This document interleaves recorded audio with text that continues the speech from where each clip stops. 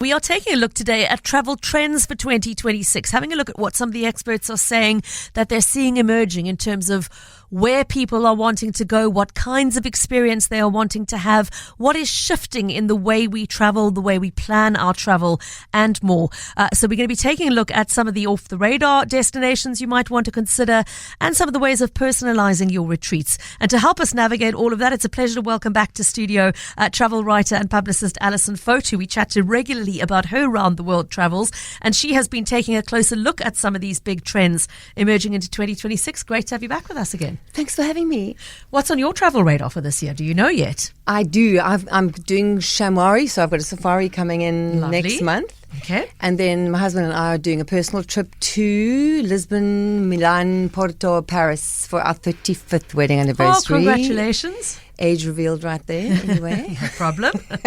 Looking great for it and travelling well for it, so why not?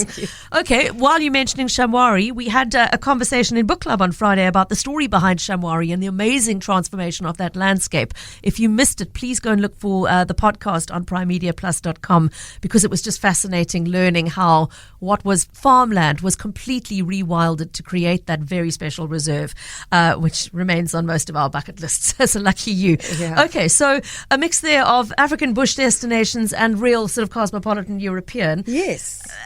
Mixing it up. Yeah, which is fabulous. I love to do. Particularly the African bush, though, the destinations do seem to be one of the emerging trends that people are looking to travel a little bit closer to home, certainly from South Africa. Yes. And the rest of the world is also starting to eye this part of the world a bit more. Totally. So to the last point, UK, United States are really the big long-haul destination areas where people are coming in their droves. The percentages are way up. But, you say safari and sort of off the grid, off the beaten track. So, I mean, you don't even have to go into Africa. You can start off right here, for instance, in the Cedarburg, where I just spent some time a week at Enjo Nature Farm. And there was the off-grid situation, no Wi-Fi at your cottage. So the disconnect Complete is real. Yep. You can go to the farmhouse and get, caught up. But literally you are in the books. I painted, I did things, I read magazines cover to cover, like when did that last happen? Sometimes I feel I'm so attention deficit, with eyes flicking to the gadget, what have I missed type of thing. But really is, people are wanting to go places where they can have AI assistance maybe on working out a trip, but it's like tech for that, but then detached from the tech for the rest. So the low-tech travel once you're in the place or once you've arrived. So use the tech to help you plan to the nth degree and then leave it behind or lock it away and don't access it while you're there. Yeah. I mean, that's a real sort of investment in one's mental health to have that kind of breakaway. Totally. On that note, health and wellness travel it's a trend that's been emerging for several years already, but it's really having its moment, isn't it? Yes, so true what you say. I mean, we've been talking about that for a long time, disconnecting, and it's the digital detox. It's a bit of an overplayed strapline, a lot of the time. But truth be told, wellness travel is less about the spas and those types of things and more about resetting yourself, and the call to that is just in nature. I mean, we spoke recently about Grootbos and the forest bathing. I mean, there you leave your phone behind and you literally are walking. All you've got is the sound of the trees, the birds. You running your hand over moss. It's textured. It's quite meditational, and you've got a guide talking softly about the things and, explaining the environment. It really is quite special, and it drops quite deep, and it impacts you. For me, at a cellular level. Absolutely. Really. There's something that it touches inside of us. Well, next week's episode, we're taking a look at Bliss and Stars Wilderness Retreat in the Cedarburg, which sounds like an incredibly special version of what we're talking about here. Wow. So I won't say more than that for now, except to say that if you love the idea of going stargazing and eating healthily and just having an absolute break from all of the noise around us, make sure you're listening next week. Okay, so that's the wellness travel aspect.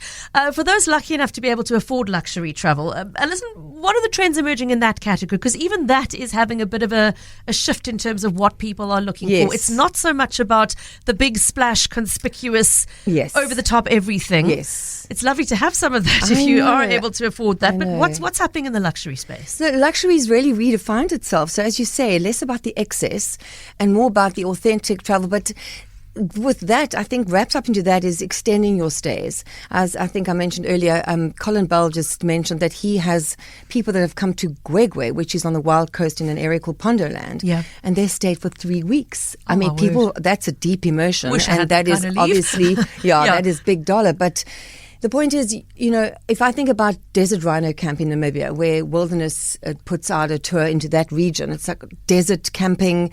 It really is about solace and intimate excursion. So you don't have a lot of people traipsing behind you. It's you and a guide. It's very curated, very private. And you have this one-on-one with this amazingly skilled ranger who takes you into the field, and you come away with something that's really so deep and meaningful. Or Serikafema, also Namibia, right at the northwest corner, and that's where the Himba are, and you know that everything you're doing, this is the new luxury as well, you want to know that you're making an impact in conservation and local communities. So you find out what this outfit is doing with the dollar that you're dropping in terms of how are they changing the lives of kids and communities on the ground, whether it's water supply or, helping with food or just generally, high impact but legit. It's a lot of integrity travel. I think that is a luxury. Spending time, going on road trips, taking the train, slowing it all down. I think that is the big message that I got. No matter what you do, whether it's a big city like Paris or you're going to the Cedarburg or into Rwanda, it's just stretching it out and going slower and connecting.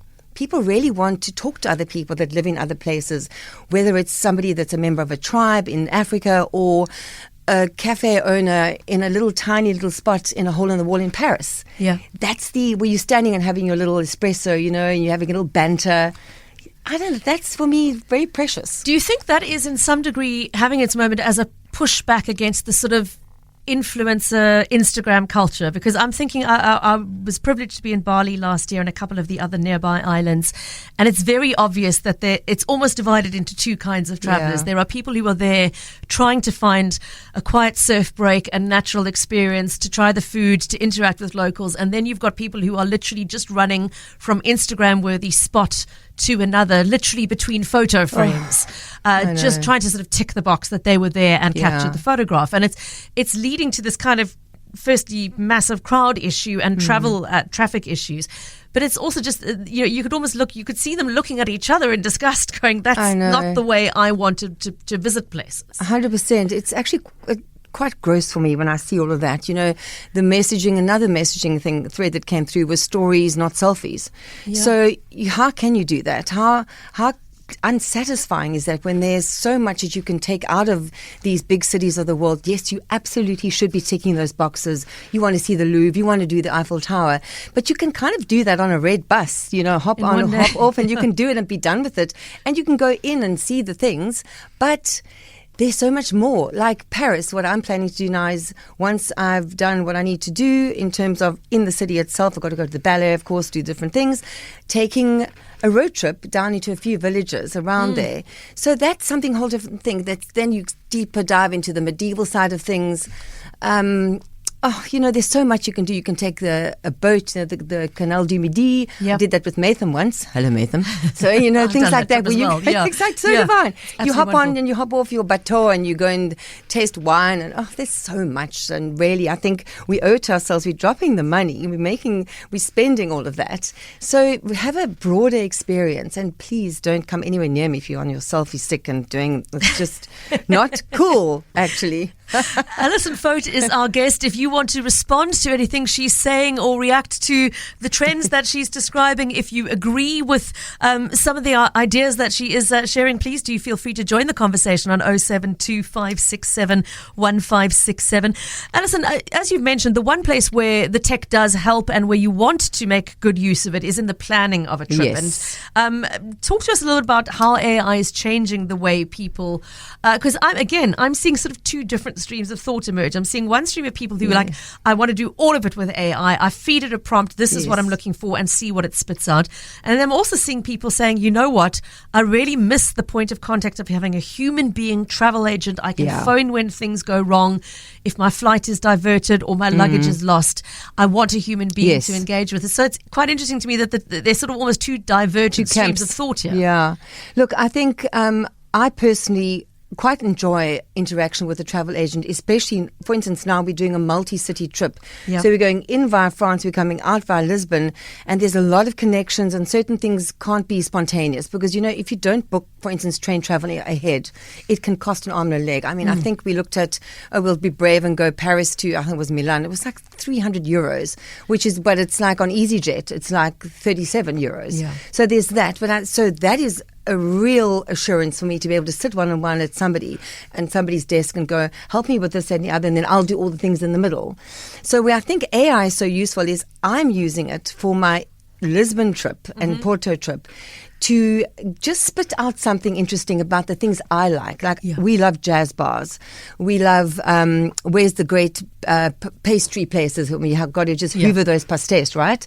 We want to go to the Algarve. We want to do a little wine trip. So put it into AI, see what it pops out with in terms of the sort of chronological order of things, so that everything that makes sense. Because if you're going in cold, and I haven't been to Portugal for like a year and a half, I want to make sure that I'm not going the wrong way around. What fits, it synchronizes. Look, I'm heading to Paris at the end of April on my own for a week to get lost and walk and not tick boxes, just to... But what AI told me is that Tori Amos is playing in Paris in the week that I'm there. So I would have completely missed the fact that one of my all-time favorite artists is performing in the city I'm going to be in. So, thank you very much, AI. Yes. We'll take it and book that ticket. You can get the best of both. Yeah. You can do. So it says, high-tech planning, low-tech travel. So do the necessary, do your research. And somebody also said it actually comes down to decision fatigue. We're making decisions and choices and things, scheduling ourselves into a small coma every day of our lives. Yeah. So why not give it over to this bot? Mindtrip.ai is what I saw online. Okay. And there's another one called Layla, Layla. So those are quite useful. One is for the budget travel. The other one is for whatever you might want. And I'm just curious to see what it lands up giving me. But the rest of it I'll do myself. So it's a suggestion. Jay agrees with that approach, saying you can make use of AI to arrange your travel itinerary based on your tastes and preferences. Yes. Then what he does is forward it to a travel agent to have them make the arrangements, and it's the best of both worlds. I love that. I think I might thank you for that tip. Nice tip, Jay. Thank you.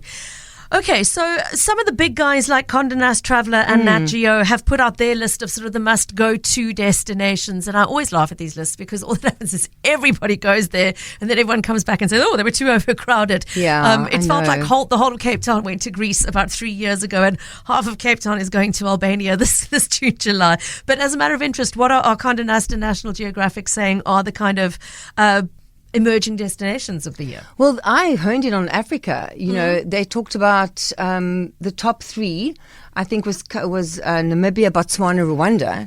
Okay. But then I read somewhere else that Gabon is going to be very interesting. Still incredible forests and untapped eco reserves and landscapes, etc. So if you want to reset in nature, that might be a good one. I'm very keen to go. It's been on my mental radar. I'm going to show myself up here. But since watching Survivor Gabon, which I think was about Survivor Season 3, I'm that old. But they shot a season there, and I remember looking at those sort of zoom overs as each episode started, thinking, where is this place? Because as you said, that absolutely dense, untamed jungle, it looked amazing. Yes. And I've sort of always, whenever I hear it mentioned, it pings in my head because of that mental picture. Yeah, 100%. Yeah. So you've got to find the right outfit that can guide you, because I wouldn't go, because I travel solo, I would not do that on my own. Okay. But what I've noticed as well is people, there's always the sort of city du jour, and we're all going to Greece this year, and then everybody is going to Spain and then Estonia. What there's a definite push is to find really individual, different destinations, so you can come back with something unique that hasn't been tapped into before by people that you know in your immediate circle. So be braver, explore more, do something different. So I'm quite keen to do that. I want to go to different destinations in Europe this year. Definitely want to go back to Japan, but not necessarily to Tokyo and Kyoto, which I've done. I want to go to the Northern Islands, but in the fall, where apparently it is sensational. You think forest bathing at Grootbos this takes it onto a steroid level. It is next level, and again, very curated, but this is where the turning of the leaves happens. So all sorts of different things you can do, and you can go for hikes and walks. I think you like to do that kind of thing. So I think hyper-individualization is one of the things they call it, making it unique, finding something that nobody else is doing, and just working it your best way with your friends or whoever you're going with, coming back with something super special. And that goes for local travel as well as Absolutely. international. If, you know, and I know we South Africans do tend to get into the habit of we go to the same place every Christmas or every Easter, etc. And it's lovely to have those core memories and attachments to places, but sometimes it's actually really nice to go somewhere completely different and just experience a different part of the country. Right. I mean, I want to just pick up on something you said about barging in the canal to meet in France. I'm also working on a barging trip plan, and Perfect. I've got to say, if you like traveling at a slow pace, where you set the agenda each day, you decide where you stop, where you go, where you want the experience of pottering along on the water, but not a cruise type experience where the next port and the destination, and if you want the port trip, you've got to be ready at a certain time to leave, etc. It's the opposite kind of waterborne holiday because you are pottering along canals and rivers very slowly.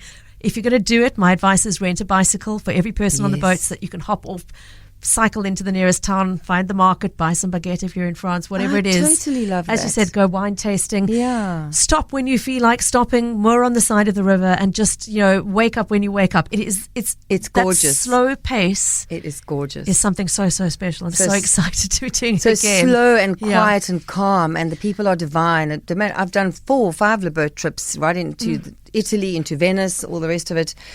Africa Milani can tell you stories about the Venice trip. I think I nearly dropped over into the drink. That was interesting. I did drop into the drink in a lock in France. So, all I can say is, if that happens to you, please block your nose and close your mouth as you go overboard. You can thank me later. Yes, okay. 100%. Not water to be drinking in.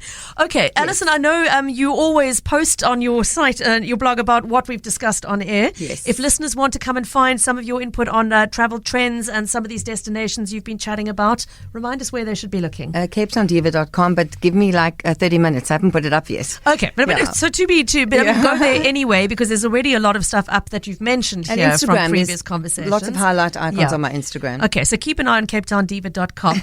Okay, so if you had to name one sort of off the beaten track destination that people should put on their travel radar for the year, I'm going to say in South Africa, go to Gwegwe in Pondoland, and in Namibia, go to the northwest, go to Serikafema, and go to Desert Rhino Camp and speak to Natural Selection Wilderness, and they will sort it out for you. And they do things They're so well. on it. Oh, okay. If you are lucky enough to have that experience, it's one you will never forget for the rest of your life. Allison Foat, always lovely to have you with us, and safe and happy travels, and in advance, happy anniversary travels. Thank you, and happy 2026. You too, and looking forward to chatting to you regularly this year as well.